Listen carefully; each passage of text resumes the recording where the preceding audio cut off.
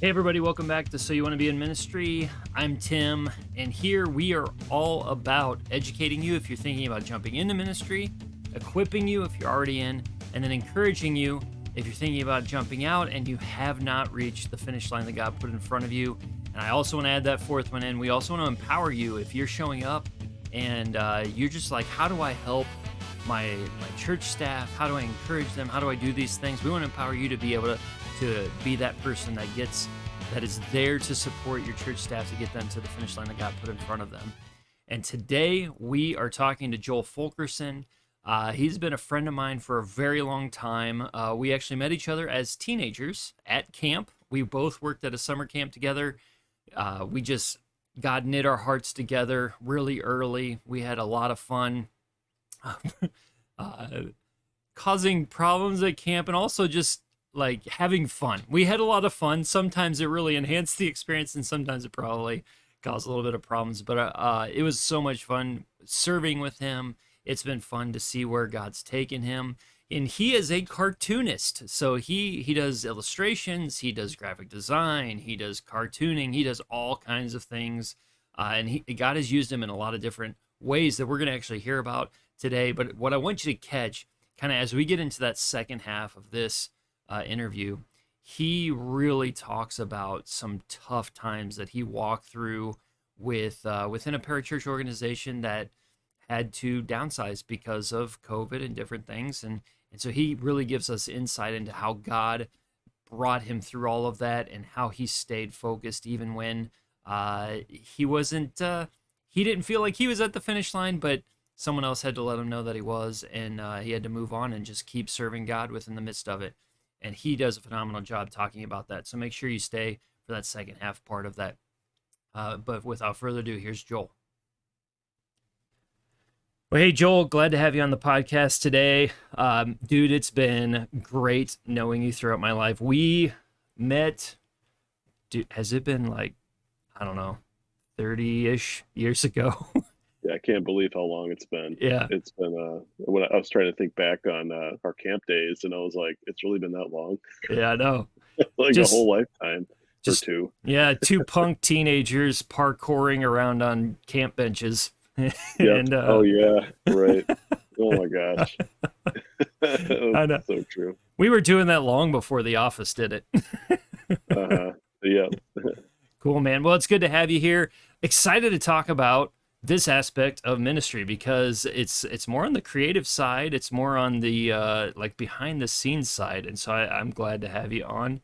Why don't you just tell us, how did you get into cartooning and drawing and sketching and doing that aspect of church ministry? Yeah, absolutely.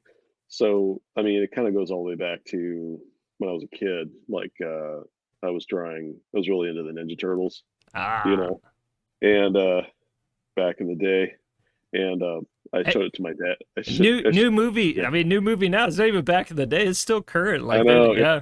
My son and I went to go see it. Okay. Um, and I showed this picture to my dad, and he's like, "Wow, you got quite a gift there, son." And I was like, I never even thought to myself that I could be an artist. And so I ended up kind of carrying that through my life and all the way up until high school. And I went to a really small high school. We didn't have a whole lot of like programming and stuff for art, except just like a mainline art class. It wasn't until then where I was introduced to the idea of like, hey, you could probably be an artist for a living. And I was like, well, all I've ever heard was like starving artists, like Yeah. if you want to be an artist, you have to live in a box, in an alley or something.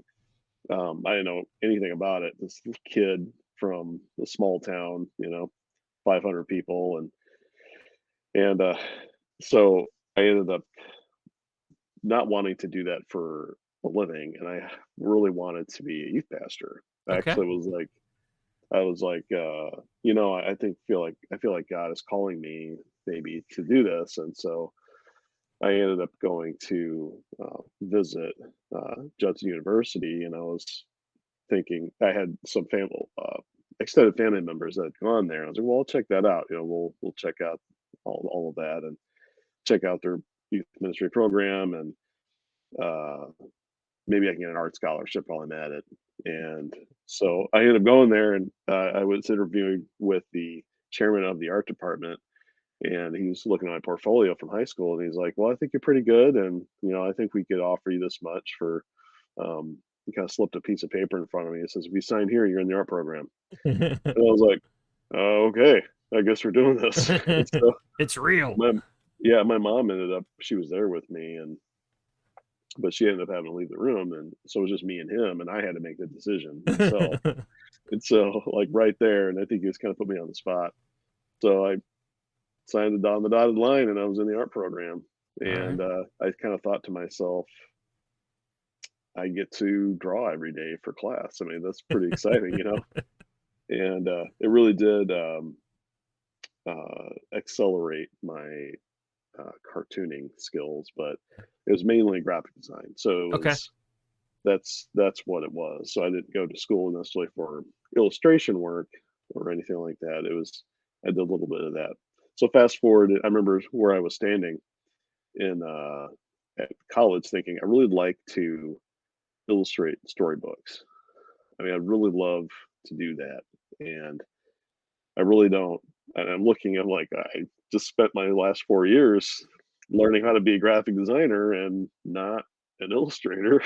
So I'm like, I don't know how this is going to work. So, and then ended up graduating, and I just didn't kind of know what to do. And my dad, again, um, he was looking up different places to work. And at the time, I worked pretty close to the AWANA Club's international headquarters, and I had no idea that was even there. I was like, I grew up in Awana.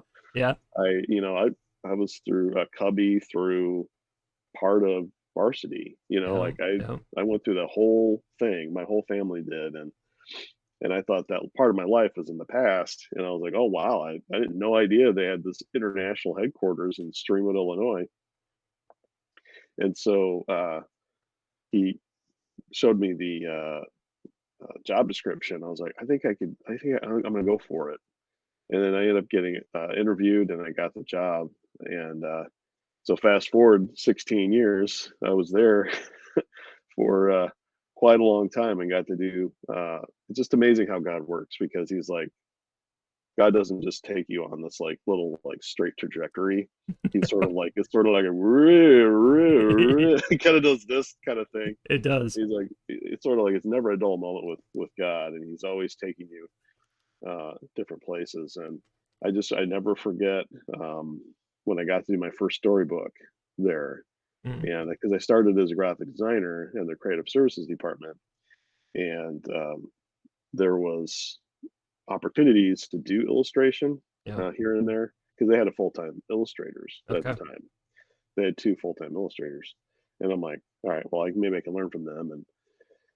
And so I learned a little bit from them. And as things changed, they were going to update Sparks, their Sparks curriculum, which at the time had not been touched since I was there. But since Ooh. I was at Sparky, I mean, they're still selling the same handbooks Yep. and everything. Nothing's changed. And I was like, wow, this is cool. So it was this big old open world of ideas. And um, as a parachurch, like company, like they don't have money coming out Yeah. Yeah. you know, the rafters or anything. So they were like, we should probably keep this illustration in house. And so we had a art director and a designer that concepted and worked on Sparks. And I had sort of initiated, well, let me try redesigning Sparky, because Sparky had been the same way for since the 1970s. Yeah. And by Nora Whiteside, I actually got to meet her one day. She came in, I think she was in her 80s or 90s, and I got to meet her. It's like, Nora, thank you so much for all you did. We feel like you passed the torch to us, and we're doing the best we can. And it was pretty cool. But so got to redo Sparky, and that was the most exciting thing on the planet to do, was kind of make Sparky new and original, and kind of current for that generation. Yeah. And so they kind of passed the torch to me to do all the illustration work. And so I did probably for a good 3 years straight, nonstop, was illustrating Sparks, and I had really no background so much because before that we did some kind of uh, 3D animated. Uh, that wasn't really a show, but it was sort of supposed to be a devotional thing, Okay. and we had hired some artists that used to work at Big Idea for Okay. like Mhm. the Veggie Tales at the Yep. time, and even then I think they were in transition as well. But some of the artists that used to work there, we I had the privilege of like learning from Uh-huh. and asking them like, how do you do color? Color is very hard, and so Yeah. it's not something that you can just run out there and do. And so I got to learn from some good people, and was able to integrate that into the books and everything. And then we eventually learned that they were wanting to do storybooks, and so we asked if we could, even though in the middle of doing, I think it was Hang Glider, the first book in Sparks at the time, asked, I heard that the CEO at the time wanted to do Sparky storybooks, and I said, "Can we please illustrate those for you?" So I think that would be awesome. And like, "Oh yeah, sure, we'd love." They were thinking about hiring her out to someone else. I'm like, "Hey, well, we can do it. We're in Yeah. the middle of doing I'm Sparks, right so." here. Yeah. So so the CEO at the time wrote these books, and it was Sparky Shines His Light. I think was the first book, and that was my first storybook I ever got to work on, and I put Nice. my heart and soul into it. Yeah. Absolutely, put my heart and soul into the art of that book, and we had another illustrator also kind of pitch in on that project, and then there was about 4 or 5 book or 5, I think about 5 books in the series. So I at the point they're like, we don't want you illustrating anymore on these. Like you have other things to do, and so I'm like, all right. And so I ended up doing like a lot of the drawing work, but not the painting part. So Okay. some of the other books, I have a dual credit on there, but and because we had hired painters that were better than me for sure. So but it was just kind of a cool experience to kind of be standing at like not even knowing where to go to school, to going to school, and standing there thinking I want to do storybooks, and then God just sort of like, all right, here you go. I never in a million years thought I'd be doing that. You Yeah. know, I mean, like God has a way of just sort of taking. He must have put that desire in my heart, and then He says, I have a pathway for you, Yeah. and then fast forward a few years after Sparks, they're wanting to redo the truth and training curriculum. Yeah. And so I had created this, well, we had this product. Uh, it was a trading card product, Okay. and it was the sales were going down on it. Excuse me. And I thought, well, it'd be awesome if it was a game. Let's make this a game. And so I remember standing there going like, I'm going to make the trading card game. And so I did. And so it took a couple of years. It wasn't like full time because we had other things to do. So I'd work on like Fridays or something. And we had hired a game designer, and we did a bunch of research. That was fun. And just figured out how to make this game. And so I created like, I took the red, blue, green, yellow Okay. and made them into like factions, basically. And like you would see in some like trading card games. Yeah. And so red, blue, green, yellow, and they all had their own different personalities, and they all had their own different characters, and we put that all into the trading card game. Well, we got the game almost all the way to completion, and then it got canceled. Like Hmm. they didn't want to produce it, which that happens all the time Yeah. everywhere. Yeah. Video games always get canceled. Yeah. So I kind of had to. That was a hard pill to swallow, but I was like, all right, I get it. Maybe it wasn't the right thing for the company, and but we had gotten it all the way up until play testing at churches. We were sending out packs and all this stuff for play testing, and we had play testing being done already. So it was to the point where it just needed to be finished, and that's what point it got canceled. And so we were going to do the reason why I bring that up is because we were going to do the handbooks, and we had created this field test product, And the field test product had these like the characters that I created. They're like, well, let's just take all the characters out and the story out of the trading card game and put it into the books. And in the field test, they're like, there's no story for these characters. Like, who are these people? And we're like, well, let's try something we've never done before, and let's like illustrate a story in here. Yeah. And so it was about, I wouldn't say it was like a full graphic novel, maybe, but it was maybe like a three quarters of one. And so I had done a lot of like story, like reading about story, and uh, read a lot of books and attended seminars, all that stuff. To like, I was just really excited about writing a story. Like, and I was already doing that, and then this came along, and they're like, "Sweet, I get to write a script on that." Yeah, man. That's And awesome. so Grace in Action came along because our whole thread of the books was Grace, like, Okay. and seeing that from different lenses, from different perspectives. And so I ended up writing Grace in Action, and pitching that to the team, going, "Lord," I remember being in the library going, "Lord, please let this work." I mean, like, we did not.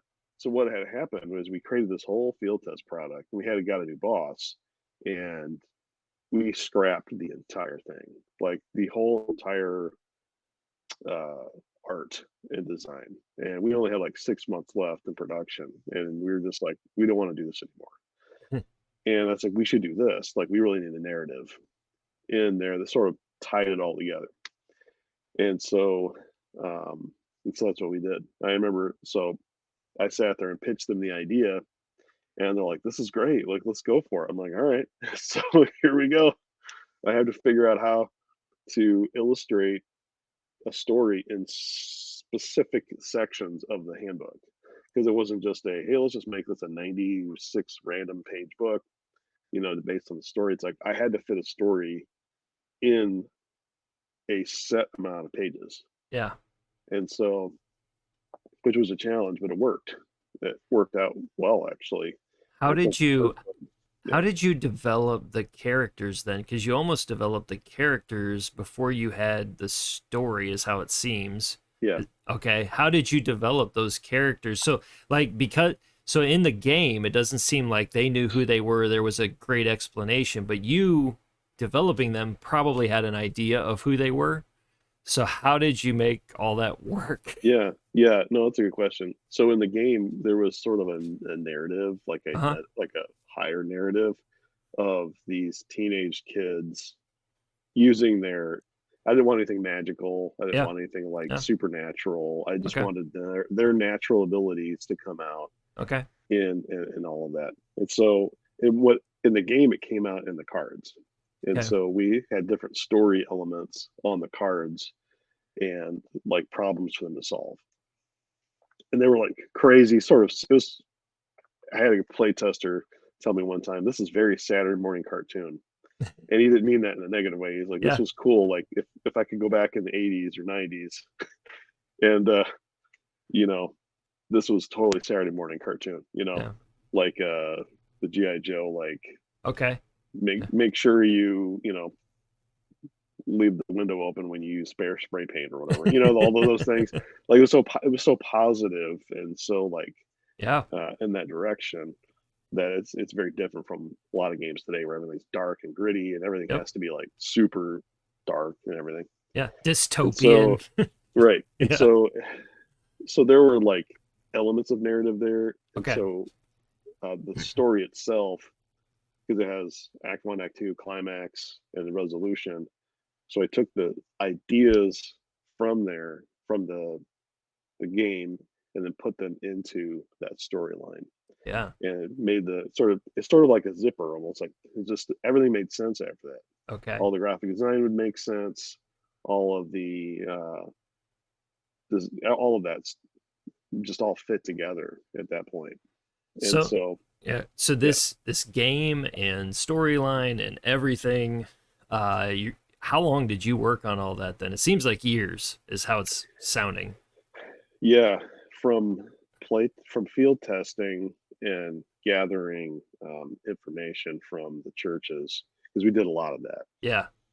We did a lot of asking churches about things. Um, so from that period to getting the final book was about 4.5, 5 years Okay. of Phew. straight production. So yeah, it was because we only could do just one book a year, um, and so it was sort of like the organization was changing Yeah. uh, at a rapid level as well. So Did like yeah, did they approve the books you were making and just not the game? yes, Okay, because I yeah, was sitting there like yep, 5 years and everything just is like, nah, we're not going to use it. I'd be like, oh my yeah. word. The game itself, the production, getting it to where we had it at that point was about 3 years, but it wasn't like a full time Okay. 3 years thing because I had other things I was working on. At the time. We were at, in between Sparks and TNT. We were focused a lot on like tactical things, like products and all of that. So like Okay. sport stacking and Yeah. all of these things. Yeah. But yeah, that's kind of how that worked in the meantime. All right. So I think the feedback from the church is an interesting aspect because even in whether it's parachurch or church world, sometimes we don't have great ways to get feedback loops. So how did you create the feedback loops? What kind of questions were you asking to get accurate information? What did that look like?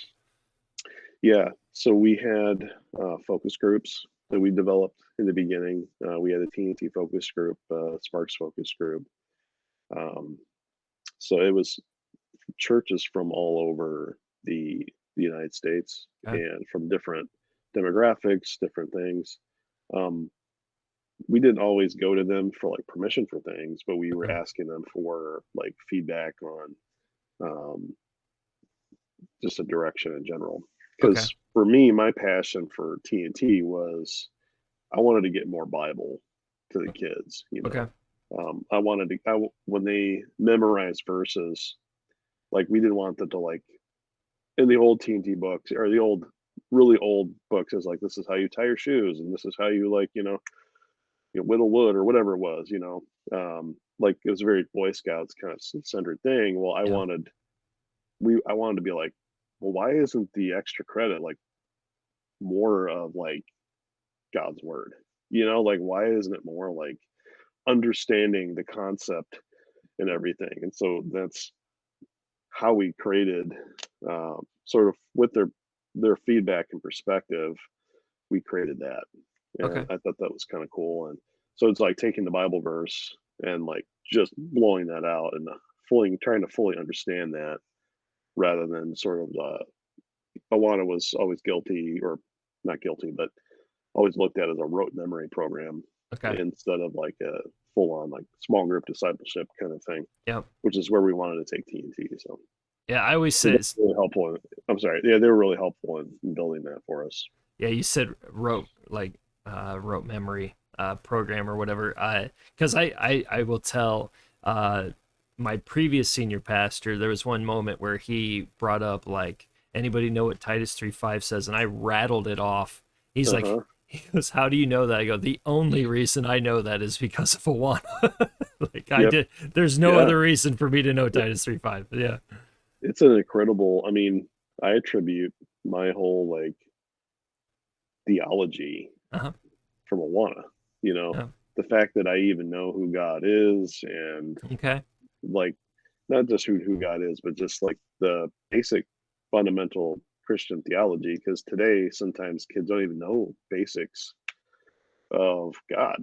Like, Yeah. well, a God exists, but they make him into something else rather than like, no, this is who God is. Yeah. And so if something happens in your life, you're like, well, I know God. I know, when some people says God would never do that, it's like, we don't really know who he is. So how Yeah. would you know? you know? Yeah. So, Did you accept Christ through Awana or like did it kind of was it sideline like sideswiping Awana? Because you just made that comment, so I was curious. yeah. I put my faith in Christ at a young age. Yeah. My mom kind of led me to Christ when I was really little, and it's been a very lifelong pursuit of Yeah. of being a Christian. After that, never never did everything perfectly. What? It wasn't until like, yeah, I know. It wasn't until like really high school or college where it sort of came alive Okay. for me, where I really truly dedicated. I remember in college, I really truly dedicated my life to Christ, um, especially in high school. And I just had a I had a tough time in high school, to Yeah. say the least, a really tough time, and wanted to kind of like start over. And college was a great place for that. And I met some just truly, I saw Christianity way I never saw before. Like people who Mhm. just, I mean, I'm not saying people I grew up did who didn't, or my Yeah, parents yeah, didn't, whatever, but just from a different perspective, like people who just like loved Jesus, yeah. like they loved him and they wanted to obey him and follow him. And it just was like intoxicating Okay. when you see somebody who is a real like, uh, or just a real believer and they believe it and they live it, it's like it's attractive. Yeah. And so that was sort of like set me on my trajectory in that regard. Yeah, it's almost like a light or a city on a hill or something like that. Yeah, Yeah. I know, right? Cool, man. Absolutely. Um, how did you you may have already answered this, but how did you work to make sure you were effectively equipping churches through Awana? Like how did you ensure like we actually are doing this? Yeah, no, that's a good question, and that was always difficult. Uh, to be honest, it was difficult to do, just because churches are so different. You have a big mega church, and you may have a church. I went to one that had like 4 game circles running at the same time just for TNT. And then there's Sheesh. one that meets in a downtown rented facility with nothing. You Yep. know, and so missionaries were a big thing, Okay. big feedback. They Okay. were huge and instrumental in giving us constructive feedback because they were with them all the time. Yep. And so we sometimes go to different missionaries and ask, like, hey, what do you think of this? And they were actually instrumental in the altogether method Okay. because so Sparks was set up where at sort of at your own pace. And so you'd have like some kids like just bulldozing through verses. And then you have other kids that are still stuck at the flight 316, like the entrance thing. And they really helped us kind of think through how to kind of make it for everybody. And that's how TNT came to be, um, from that feedback, because they have one Bible verse that everyone does every week, but then there's like all of these other things that these other kids can do. They have like the gold extra credit is not easy. Yeah. Like it is not easy. It's a lot of Bible verses. It's a lot of Bible. So for those kids that are at a high level and they can memorize like you cannot believe, there's stuff there for them. Okay. And there's extra Bible study, and but it's more of God's word. It's not just an extra thing they do, like an extracurricular thing that takes Yeah. them out of that experience. And then for the kids who they just the whole club just needs one Bible verse a week, then that's there for them too. Cool, man. So, but yeah, like I said, the missionaries were huge, huge in that regard. Yeah, I remember. So I was a Sparks leader back in my college days, and Yeah, yep, me and my college roommate for my freshman year, we were both leaders together, and we just kind of said, "Give us the give us the problem children. Like we'll take them all. Like we'll take all the energy. We'll oh cram it in, wow, we'll cram it into yeah, one room, and we'll see how it yeah, goes." And so we did. yep, Like we would regularly get a new one where it's like, "Hey, do you guys mind taking another one?" So we had about 9 or 10 crazy people in our Sparks uh-huh, group. And what we yeah, just did, because it was hard. You had to work with them to get them to do anything. So I totally agree with yeah, that. So what yep, we would just do, we had a globe in the room, and it always fascinated these like first graders that there was this like world globe in the room. And so I was like, okay, guys, huh, I will ask you a country, and you have to find it, but everybody has to finish a verse first. And so like they would tear through one, they would come in, they would be like they were like helping each other, like we all got to get it done, like they were all helping each other. and yeah, then we'd yeah, find countries on the globe, and it was pretty wild getting to be a part of that. Two of those guys, not because of that year, but two of those guys are now pastors. So it's pretty cool to watch what God did with some of that. So yeah, That's amazing. yeah, See, that's you never know, and that's the thing with working with kids is that they're small adults. You know, they're small.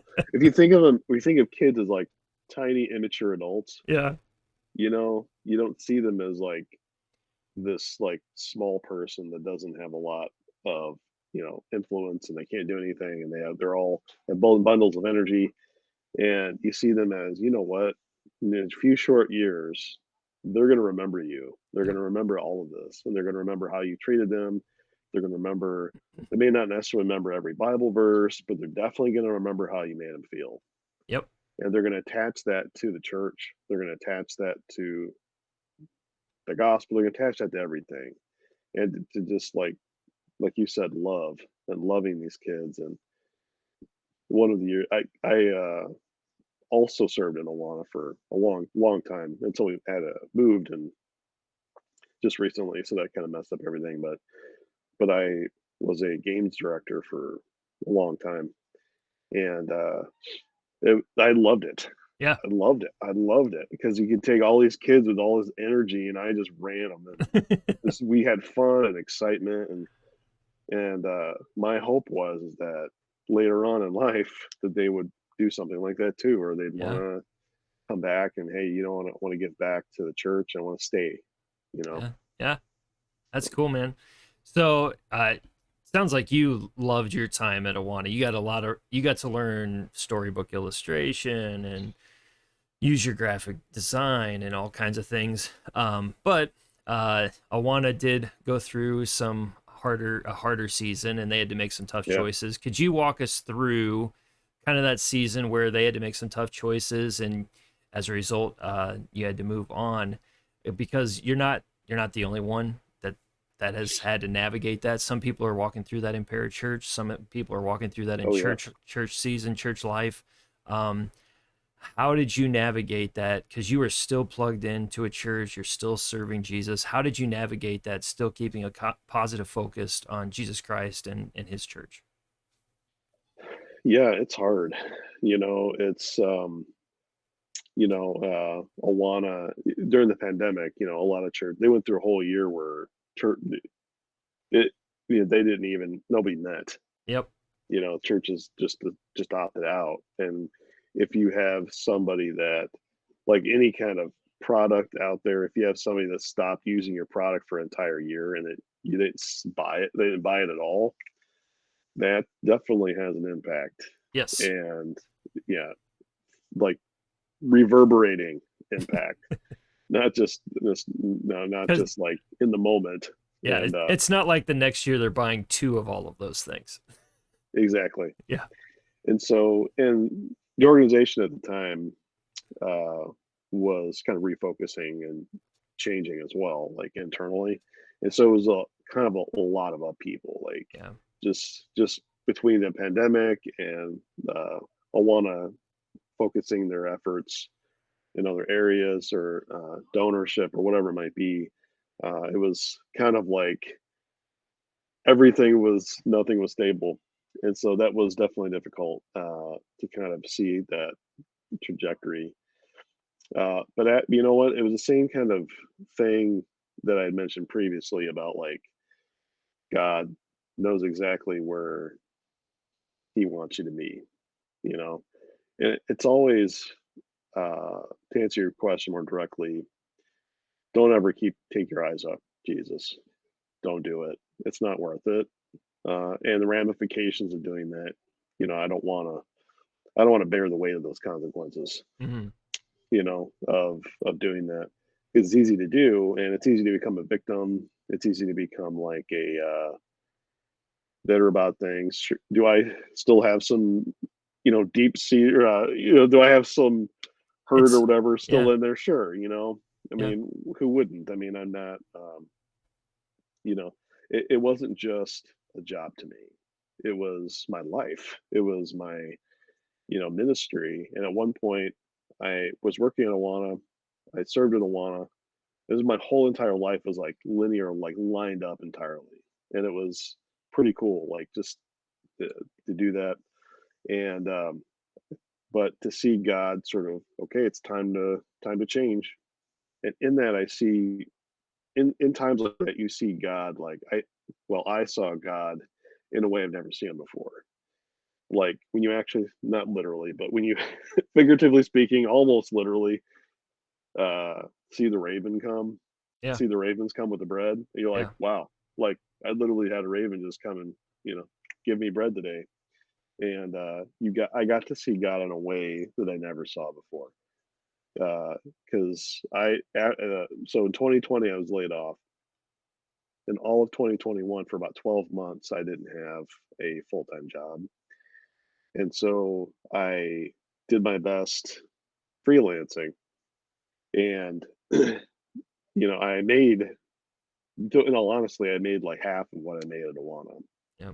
And it was just like a normal, what most people make. It wasn't anything super high or low or anything. It was just pretty average. Yeah. And so At Awana. I just yeah, want to make sure I yeah, clarify that. Yeah. at Awana, right? And so Karen, my wife and I were like, well, we're just gonna have to keep going here. And God provided a lot of these other ministries, parachurch ministries, as work for me, and Okay. I got to do things that I never had got to do there at Awana. Actually, I take that back. Some of the things I got to do at the end of Awana, because I was training myself on animation, and because I did all these characters, and the natural step after that would be to learn how to animate. So I self-taught myself doing that. And that's kind of was a history through my whole entire career there. It was like self-teaching, self-teaching, and I would say trying to that's figure it heavily out. that may be a lesson for ministry is just you can get mentors like you had the big idea people come in and you ask questions, so at least for a short season they were kind of mentoring you on how to think through some of those things, but so when they're available ask a lot of questions, but it is a Right. lot of Yep. self-teaching in ministry. Yeah, for sure. And it absolutely is. And so that whole year of 2021, I never want to go back to it again. But it was one of the most important years of my life. Okay.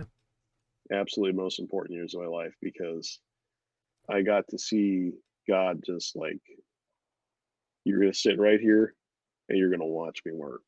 Mm, Like you don't like, there was a whole month where I had no job prospects. I had no freelance money coming in. I had absolutely nothing. And I was like, I don't know what's going on here. And God's like, watch me work. mm-hmm. And sure enough, like it always came at the right times. Whatever money came in or stimulus checks or whatever that stuff, you know, Yeah. it was just a conglomeration of God's provision.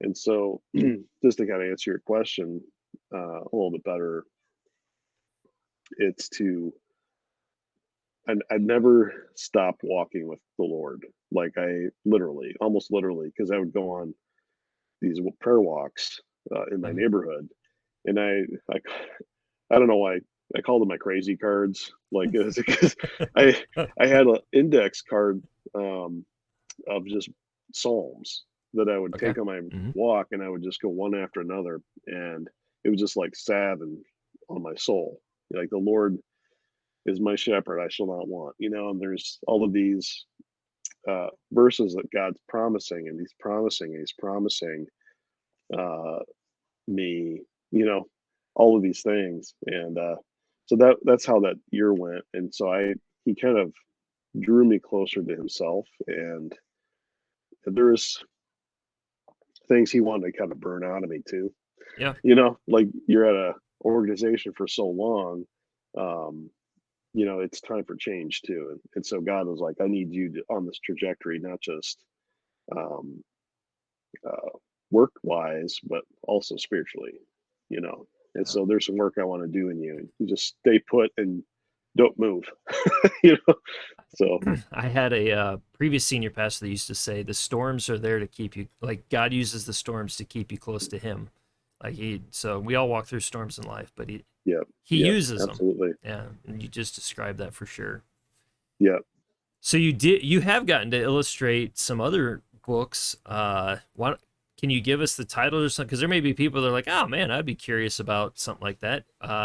Could you give us some of those that they could go find? I'm sure they're like out there on Amazon or something like that. But I have done some for church, uh, some for church ministries.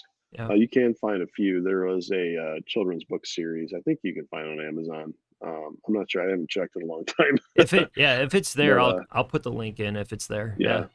it's called Handy Dandy. Okay. It was a gentleman that worked at Moody actually who Okay. reached out to me and asked me to help him with I think 2 or 3 books of his, Okay. and so that was kind of cool.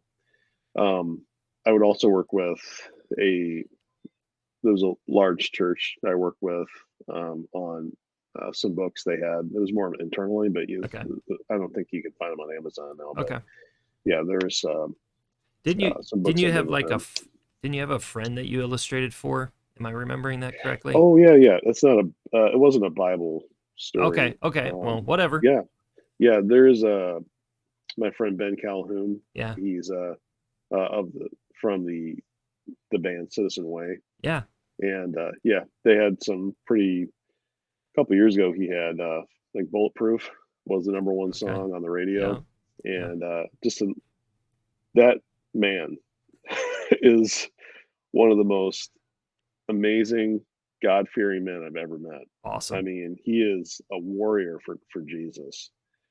I mean, he drips Jesus through and through. I mean, he's Cool. what he's how he's trained his children and his family and how he's oriented his life is an inspiration to me as well. And so he wrote the song called Savannah's Pajamas, Okay. and I don't know if you can find that yet on Amazon. I know he's working that direction, but Okay. he was selling it a lot in bookstores down in Tennessee. I know Okay. he was doing that, but so this is something he's gonna want to continue doing as well. But yeah, there's a cute story about his daughter not finding the right pajamas to wear, and just him staying up all night until she finds one. It's just it's just kind of crazy amounts of uh, uh, pajamas and stuff.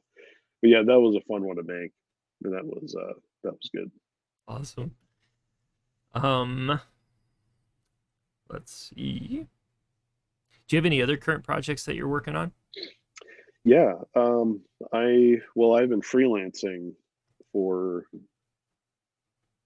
well, I got a government job Yeah. now, so but that was another thing. It was like, well, all right, well, I guess we're doing this. Lord Yeah. was like, I need you here, and at first I was like, why am I here at the government? You know, like what is going on? I was at ministry. I had this like huge sort of spiritually awakening in 2020, and now I'm working for a government. You know, like what is happening? So I remember sitting there the first day of my job going like, did I mess up here? And did I screw up God's plan or something? You know, but he's like, no, no. And it's been about it. It's been almost 2 years, and I can see how God is like, all right, yeah, I can. You can sort of see God's ideas and plans in motion. Oh, But during that time, I've been able to freelance still, and there is a company that I've been working for since December, and this is why when I get to this my own project, this is why things have been tough to get to it. But it's Salem Church Media. I think that's okay. still their name. They do a lot of like object lesson videos, Okay. and so for a while, I was for about 6 months. I was doing object lesson videos for them, and so I'd illustrate and then animate them at the same time. So they would send me the voiceover, and I would animate like 1.5 minute long, you know, things. And so that was really cool to be able to continue doing that. And we're still doing that now, although I've taken more of a illustration role doing that as well. And there's a few other um, companies I'm still working with, like Yeah. Go Curriculum. I Hmm. did a VBS thing for them in Okay. 2021, and really great people. In fact, the gentleman who owns that was my uh, he ran the dorm I was in Okay. in All right. college for a brief, and we're like, we did this, like, the Spider-Man meme. We're like, Yeah. Yeah. Hey. Hey. wait a Hey. minute, you're Yeah. Joel, you're David, Yeah. like what? So it was kind of cool. We know each But other. yeah, yeah. So they've been great to work with. So Awesome. I still get to do some work there, but as far as a freelance level, Yeah. as far as personal projects, I know we've gone back and forth on this too. Yeah. I had worked with a partner at AWANA, and we wanted to make. I really had this passion for the getting. I want to get the Bible to kids. I don't obviously just give them a Bible, but I mean, like that's the best way to do it. But um, I want something that's like accessible and just engaging and fun. And so, like, what can I do? Yeah. I would think through what can I do with the gifts that God has given me to bless the church, to continue, like, because we're not going to be here forever, Yeah. and what am I going to leave behind instead of just a book or whatever? Like, and that's an impact on the kingdom. Like, I just want an impact on the kingdom. I just want to get to heaven someday, and God's like, "You did great." This is.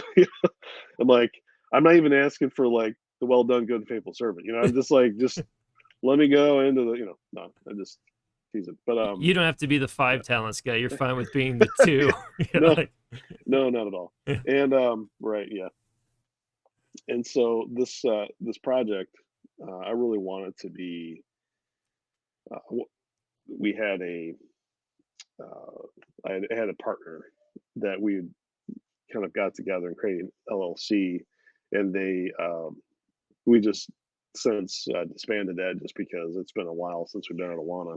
But so I still have all this project to work on, and I'm really excited to kind of, like we had talked earlier before we got started, is planning a little better, Yeah. getting around the margins of the time I do have, and it's a comic devotional book that uh, we want to make, and so I was really excited about doing that. I'll have to, I uh, think you're onto something, man. Just so you know, like yeah, I think when people even hear that you're trying to do a comic devotional, I think they're gonna be like, "Hey, when can I buy this for my kid?" Like I do yep, think yep, I think this is a uh-huh, niche that you are landing really well on. So I yeah, just I feedback for me appreciate it, man. personally. I think it's a thing. So Yeah, yeah, absolutely. I showed it to a former pastor of mine, and he was pretty excited about it. It yeah, had stalled for a long time, yeah, just the stalled, and but now that I have full ownership of it, um, nothing bad happened between us. But yeah, yeah. it just Time we stuff. just yeah time. Yeah, Um, but now that I have it all, I'm excited to finally kind of plan it and get it out there to the cool, man. world. So that's something I'd like to. That's my heart passion, and that's something I want to kind of keep doing. Yeah, when I'm gonna say when you get this released, I'll definitely have you back on to talk about it because Sure. Yeah. I'm also Absolutely. excited about the project. Yeah. I can't wait Yeah. for you to be able to show the world the project. So Absolutely. what what are one or two books that you have in just impacted your life? Doesn't have to be ministry. If it is ministry or church focused, that's fine. But just a couple books that maybe have impacted your leadership, your cartooning, sketching, your creativity, whatever it may be. Yeah, I was thinking about that. Um, the one book that came to mind was Extreme Ownership Okay. by Jocko Willink, I think Yep. is it. Yeah, I have Yeah, it which is on an my odd, shelf.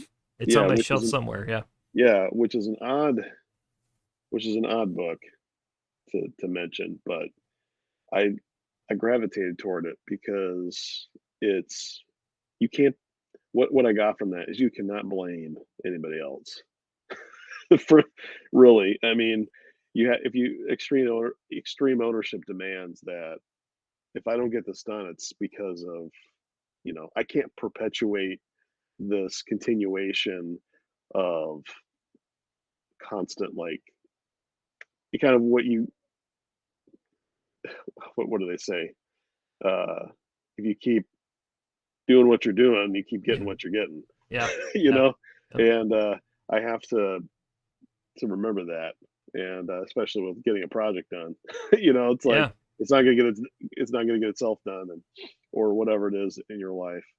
Um, and that comes back to like the spiritual life too, is that I want to take responsibility for my relationship with the Lord, and if it's not, I mean, the Bible's pretty clear with that too. It's like, draw near to me and I'll draw near to you. And if I'm waiting for God to always draw near to me, it's like, well, that's not how it works. If I Yeah. take ownership of that, then I will change my behavior and the outcome will change and be It's a, different. yeah, it's amazing when you're looking for God to do something, how you see God doing things. Like, and when you're Yeah. not looking, you can't Yeah. find it. It's Uh-huh. very so we even have a phrase on our church staff where we say if you're not seeing God working, you're not paying attention, because He always is. So yeah. Yeah.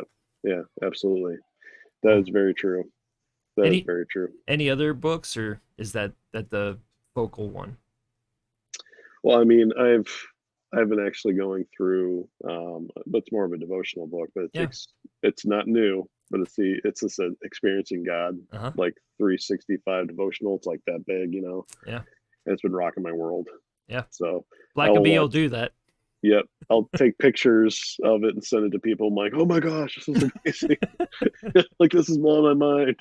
So that's I'm going through that right now. Cool. That's a good one. Um, and then do you have a moment of encouragement? So our three focuses are to educate those thinking about jumping in, equipping those that are in, and then encouraging those that are thinking about jumping out before they get to their finish line. And I mean, we've heard your story. You weren't at your finish line, even though God navigated you through all of that. But you found ways to stay involved and keep going. Do you have a word of encouragement for those that might be navigating that difficult season even right now? Man, that's a lot. That's a lot. That's a big question. Yeah, it's it's hard when when somebody's burnt out and they just don't have it anymore to tell them to keep going is not is not an easy thing to say.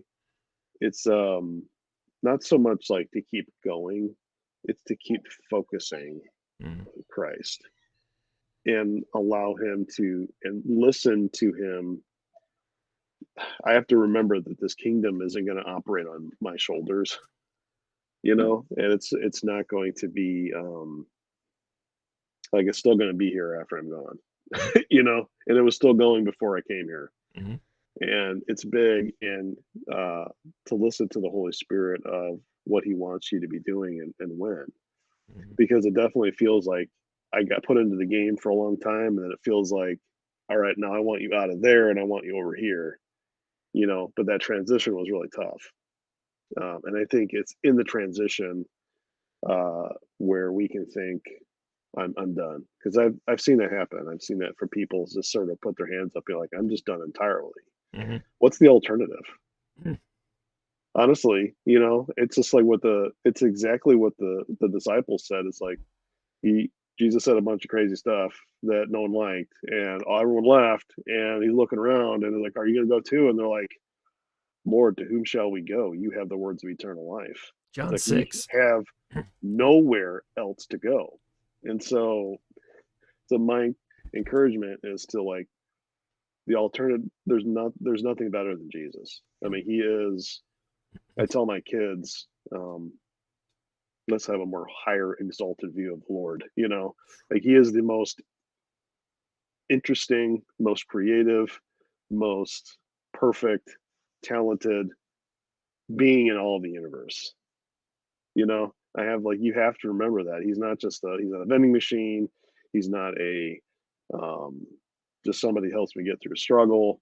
He is the supreme being on the universe and beyond. And he wants us to be with him. And when you're with him, you're changed. Mm, And it's like being in the presence of great power. The power changes you. You don't change the power. yeah. And to walk away from that into something that is really meant, like the world, for example, or the flesh, or just anonymity or whatever, is not going to lead anywhere good. It's going to lead to more chaos, more confusion, at least at best, it's going to be chaos confusion, you know. And it's like, or I mean, I don't, and just to see uh, people, you know, it's not easy. And I know there's a real enemy we have, and he wants you to be out of play, you know, in any way he can possibly can. So that's really, I guess, what I would say is just take one day at a time, you know, spend a lot of time with the Lord. And if there's a hard, difficult season that's just tough. I mean, we had just recently had lost somebody in our family. You know, we just recently had a lot of things, just kind of like crazy stuff happen. And to always keep your, just remember that. Just remember that, you know, God is, I know we say God is bigger than your circumstances, but it's true, you know. Yeah. There's some things that old cliches or whatever we say are still true, you know, and and just like that. Oh man. See, exactly. That's Yeah. what I'm talking about. Can't control that one. That was awesome. It was almost on cue. We put that in the front of the podcast. Just falling off. Exactly. Like Exactly. blooper reel. That's awesome. Let me make sure I'm still recording. Yeah, I am. Okay. That has happened before and it turned off my recording and I didn't realize it. Oh So no. we had to do it another day to finish it up. Yep. Anyway, so I can edit this part out if we need to, but I do want to ask this question. Sure. How did your spouse encourage you as you navigated that difficult season? Oh man. Um, Kara is one of the most amazing people I've ever known. I mean, she is steady and consistent. And I mean, I was like going up and down. Like I'm the artist, you know, I'm like the emotional person that's like, "Ooh," you know, like what's gonna happen, you know, like, and she's just steady. And she's like, God's gonna take care of us. He's just gonna take care of us. And he's gonna provide. And she just had faith and he did. Like I was the one that was like, you know, and she was like steady. And if I could go back and do it all over again, I would have more of her. I was the one that wake up in like a cold sweat and like wondering where money's going to come from. And she just like just faith, just rock solid faith and consistency. And now I understand like what the Bible says about perseverance. Mm, You know, I never really thought about perseverance as a kid. You know, you just like, hey, I'm just gonna love Jesus and go to church. And then when you get this like life experience of just hard. You know, it's like one hard thing after another, or things that make you question things. Um, you go back to perseverance and being consistent, and you find out what you really believe. yeah. So, And that because I had a difficult. moment. Sorry, go ahead. Go ahead. Say your moment. I can say my No, thing later. I was on a walk one day, and I came to the moment. I don't know if it was just like the point of all of this or what. I feel like the Holy Spirit was speaking to me, saying, "You don't trust me. Mm, That's the problem. Like you don't trust me. You don't. But your faith in me is weak. You know." mm, And it was that moment where I was like, I had to repent. You know, it was like, oh, because I'm a big believer in repentance. Because like, just like with the book Extreme Ownership, I think that those two things go hand in hand. It's like I had to turn away from my faithlessness. You mm. know, and I think that's really coming back to the Blackaby thing. I read one of those the other day. I was like, oh, you know, like that is the thing is, I'm not saying anybody who's struggling right now has faithless or is faithless. I'm not saying that. I'm just saying that for me, that was true for my situation. I, I, And I do yeah, say it this way, since you went there, um, is that sometimes faith is all you have, and you're clinging to the little yeah, bit you have left. And really, I think the cool encouragement there is that the Holy Spirit met you and the little bit of faith you had left and went, hey, this can grow and it needs to grow. Yep, Yeah. yep, absolutely. Because at the time he said that, you know, everything in my world was shaking Hmm. and nothing was stable. And it was, I would, we just don't realize how much we cling to security, things that are secure. Yeah. I work like I have a government job. That's like the most secure job ever. It's like, it's never going to go away. Parks are always going to be there. Yeah. And so at the time, I didn't realize how much I gravitated toward the security of my job, security of where we lived, like all of that was in upheaval at one point. And God was like tremoring everything going and showing me like when everything fails, we hear this all the time at church, like when everything fails, God is always there. Like I actually experienced that firsthand. I was like, everything is, I'm like, do I believe this or not? I don't know if I really did fully, but now I do. you know, I'm like, when everything is gone, and God is the only thing that remains. Am I still going to follow him? Am I still going to trust him? And yeah, Mhm. yeah. Well, I'm glad you have the wife that you have to help you navigate that Oh yeah. season. Yeah. Yep, I sure do. Well, cool, man. I'm so glad that you were on here. Any last words or anything for us? um, for people who are struggling with, should I move on? Should I just give it all up? Should I, it's complicated because sometimes God does take us out of ministry. Sometimes he does. Like I never want to tell someone that, you know, um, like he did for me, but then he put me back in it in a different way. So Hmm. um, it's to just kind of like let go and just focus on the Lord and be like, I may not think whatever I had thought may not be completely accurate, of how my life was going to go or Mm-hmm. how I think it was going to go. But Lord, help me see it from your perspective Mm. and help me see it from an eternal perspective. Yeah, that's good, man.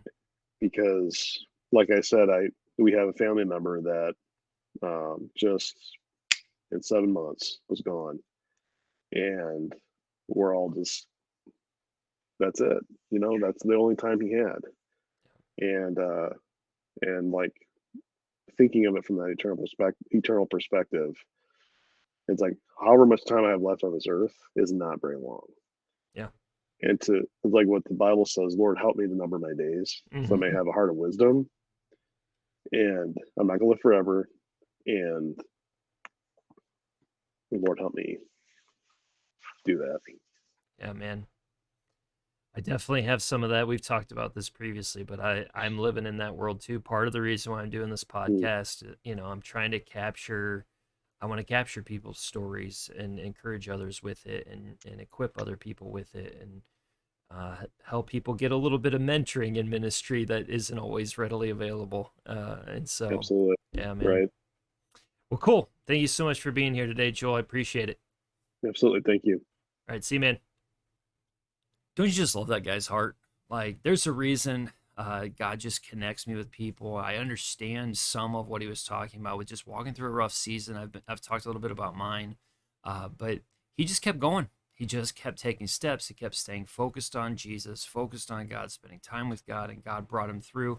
And thank goodness for having a spouse like he did to just help him navigate and stay rock steady through that crazy turbulent storm. I'm so glad he has Kara in his life, navigating all of that with him. If you do me a favor, like, subscribe, do all the things where you can get just updated information, whether it's through social media, whether it's in the different aspects, it does help. All of those engagement, any engagement that you give does help get the word out about so you want to be in ministry. So I look forward to having you engage in that way. And we will jump in next time. We still got several more episodes through this year. It's been a fun year in this podcast and launching it. I've had a lot of fun conversations, and I'm looking forward to finishing out 2023 really strong. I'll see you then.